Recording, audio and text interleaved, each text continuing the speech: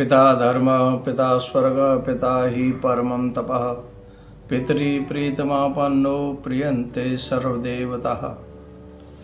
समस्त पितृगणों को मैं नमस्कार करता हूँ। हम सभी के पितरों को अपनी कृपा प्रदान करने वाले, अपने आप में समाहित करने वाले नारायण भगवान को मैं नमन करता हूँ। आप सभी को, सनातन प्रेमियों को मेरा प्यार भरा राधे राधे। आप सभी को एक संदेश देना है। हम आजकल कुछ चीज़ों से बड़े परेशान हैं। जैसे हमारे घर में बीमारियां बहुत होती हैं, हमारे घर में क्लेश बहुत होता है, हमारे घर में धन नहीं रुकता है, हमारे घर में संतान की प्राप्ति नहीं होती है। ये सारे कारण होते हैं हमारे पितृ रुष्ट हो जाने के बाद।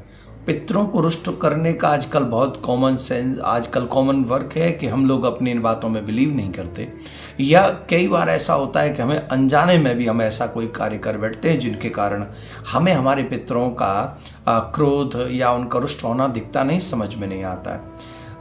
कई लोगों की मृत्यु ऐसी होती है जैसे अग्नि में जलकर, विषपान करके, और एक्सीडेंट में बहुत अचानक कोई बीमारी लग गई, हार्ट अटैक आ गया, या कहीं अलग टाइप से, जैसे वो नेचुरल मृत्यु नहीं है, जल में डूबकर हो जाए, जैसे पहाड़ से गिर के या फिसल के हो जाए, या ठोकर लग के, बहुत ऐसा कुछ होता है।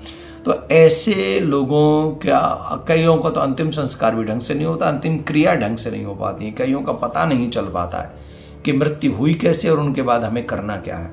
तो इन सब चीज़ों का एकमात्र उपाय है पितरों को प्रसन्न करने का, कि हम उनके नाम से श्रीमद् भागवत कथा का पाठ कराएं, वो भी पितृपक्ष में। दूसरा, हम उनके निमित्त गरुड़ पुराण की कथा को सुने। इन सभी चीज़ों को पितरों को कहते, पितृ प्रसन्न हो जाएं तो देवता सहज प्रसन्न हो जाते हैं। मैंने हमेशा आपको कहा है कि इन दिनों में पितृ पृथ्वी पर आते हैं। रीज़न, यमपुरी में जब यमराज भगवान जब पितरों के पास में आते जाते हैं तो उनको कहते हैं कि जाओ तुम 15 दिन के लिए, 16 दिन के लिए, 14 दिन के लिए पृथ्वी पे जाओ, अपने पितरों को, अपने बच्चों को, अपने वंशजों को देख के आओ। तो वो आते हैं नाना रूप बनाकर, कभी कौवे का रूप बनाकर, कभी किसी पक्षी का रूप बनाकर, या कभी कुछ भी रूप बनाकर वो आते हैं, हम सबको देखने आते हैं। उन दिनों में जब हम लोग बुरे व्यसनों में व्यस्त रहते हैं तो उनको बुरा लगता है, और जब हम उन्हीं की याद करके कुछ अच्छा काम करते हैं तो उनको प्रसन्नता होती है, खुशी होती है। उनके निमित्त हम कोई सत्कर्म करते हैं, उनको समर्पित करते हैं, तो उससे वो प्रसन्न होकर हम सबको सुख शांति समृद्धि का आशीर्वाद, संतति वृद्धि का आशीर्वाद आदि आदि वो देकर जाते हैं। और ये बात तो आप सब जानते हैं कि हमारे माता पिता, हमारे पूर्वज, कोई ये नहीं चाहेंगे कि हम परेशान हों, लेकिन गलत काम करने पर वो फिर उसको दंड भी देते हैं। तो आप सबसे मेरा एक आग्रह है, निवेदन है, 6 तारीख से गरुड़ पुराण की कथा हो रही है, 9 दिवसीय, समय 2 बजे से रहेगा।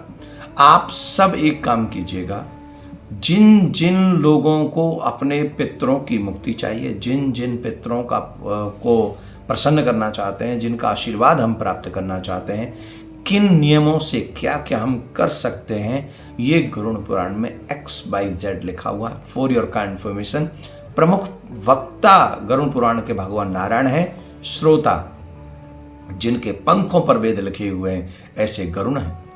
तो ऐसे गरुड़ सुने और ऐसे नारायण कहें जिन्होंने सारी सृष्टि का पालन पोषण करना है, उनके बताए हुए मार्ग पर चलकर अगर हम उन मार्गों को अपनाएंगे, उन उपायों को अपनाएंगे, तो हमारे पितृ हमसे प्रसन्न होंगे। मेरा निवेदन है सभी सनातनियों से, किसी को भी दर बदर भटकने की बजाय अपने नारायण भगवान के बताए हुए मार्ग पर चलना चाहिए। तो आप सभी लोग, जितने भी सनातनी इसका वीडियो को सुन रहे हैं, 6 तारीख से, 6 अक्टूबर से ये गरुड़ पुराण ठीक दोपहर के 2 बजे से प्रारंभ होगा। इसमें भागवत की पोथी भी बैठा रहे हैं, जो लोग बैठाना चाहें वो बैठा सकते हैं, जो ब्राह्मणों को जिमाना चाहे, जो वहाँ नहीं जिमा सकते, जो विदेशों में रह रहे हैं, वो यहाँ पर भी बात करके ब्राह्मण जिमा सकते हैं और अपने पितरों के नाम से श्राद्ध, तर्पण आदि आदि कार्य कर सकते हैं। पर प्रमुखतः मैं आपसे निवेदन करूंगा, गरुड़ पुराण की कथा को मन लगाकर अपने पितरों की मुक्ति के लिए, अपने पितरों के आशीर्वाद के लिए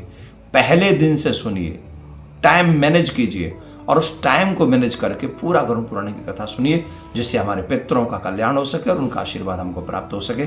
ज़्यादा से ज़्यादा इस वीडियो को शेयर कर दें। 6 तारीख 2 बजे से पहले पहले। राधे राधे।